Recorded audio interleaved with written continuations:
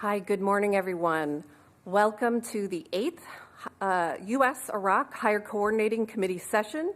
It's my honor to introduce Secretary of State Antony Blinken. Thank you. Well, good morning, everyone, and so good to see you all here today. Before getting to the HCC, let me just comment briefly on the events of the last few days. Over the weekend, as you know, Iran launched hundreds of missiles and drones against Israel. This was an attack unprecedented in its scope and in its scale. In its scope because it represented the first direct attack by Iran on Israel. And in its scale because, as I said, there were more than 300 munitions fired, including ballistic missiles, as well as land attack cruise missiles and drones. Thanks to Israeli air defenses, as well as support from other countries, including U.S. military assets, virtually all of the incoming projectiles were destroyed and shot down. As President Biden underscored to Prime Minister Netanyahu, the U.S. is committed to Israel's defense. And I think what this weekend demonstrated is that Israel did not have to and does not have to defend itself alone when it is the victim of an aggression, the victim of an attack. In the 36 hours since, we have been coordinating a diplomatic response to seek to prevent escalation. Strength and wisdom need to be the different sides of the same coin. I've been in close communication with counterparts in the region, and we will continue to do so in the hours and days ahead. We don't seek escalation, but we'll continue to support the defense of Israel and to protect our personnel in the region. Now, for today, let me say how pleased we are to welcome our Iraqi colleagues here to Washington, and I'm particularly glad to have the Deputy Prime Minister here with us this morning to kick off what is the second U.S.-Iraq Higher Coordination Committee with the Sudani government. We just had an excellent meeting with Prime Minister Soudani. I'm grateful to him for receiving us this morning, and of course we look forward to a meeting shortly between the Prime Minister and the President. But I think everything we're seeing today highlights the importance, the value we attach to the relationship between the United States and Iraq, a partnership that's genuinely 360 degrees in everything that it covers in bringing us together. Prime Minister's visit to Houston and to Detroit is another indication of the breadth and depth of the relationship, not only between our countries, but also between our people. Through the HCC and the meetings today, we are working to strengthen and expand that 360-degree partnership. We're focusing on a half a dozen issues, including energy security, democracy, the rule of law, climate and water.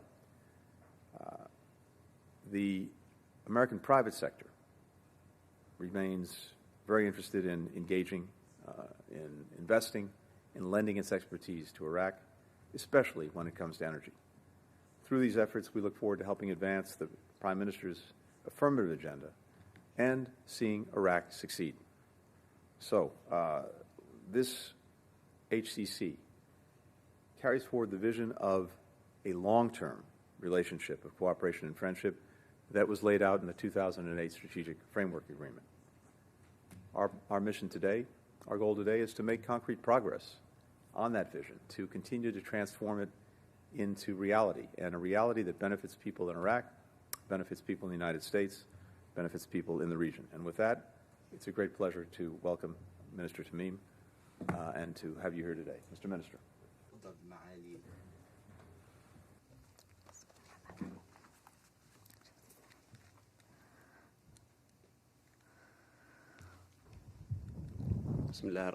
In the name of God, the most merciful, the most gracious, ladies and gentlemen, peace be upon you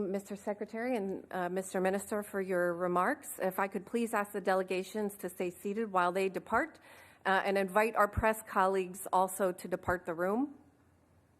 Thank you to our press colleagues. Thank you.